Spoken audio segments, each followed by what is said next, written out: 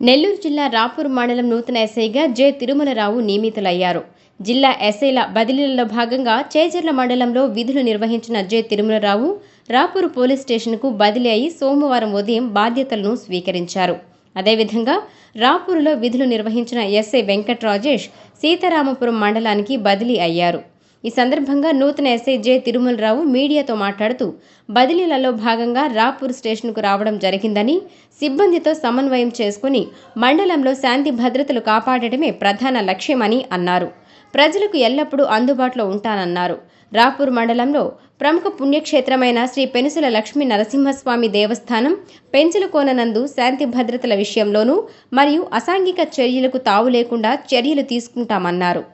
నేను ఉన్నతాధికారుల ఆదేశాల మేరకు మా ఎస్పీ గారి యొక్క ఆదేశాల మేరకు చేజర్ల పిఎస్ నుంచి రాపూర్ పిఎస్కి బదిలీపై రావడం జరిగింది.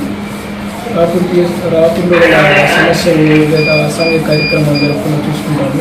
ల్యాండ్ ఆర్డర్ని పరిరక్షించడంలో కాపాడుతూ ఉంటారు.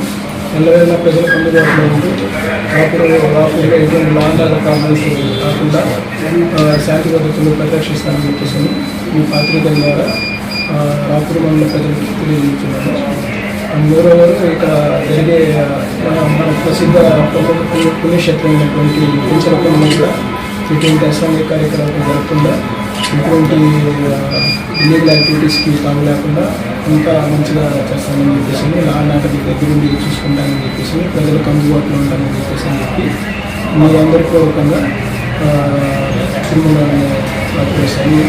తెలియజేస్తాను.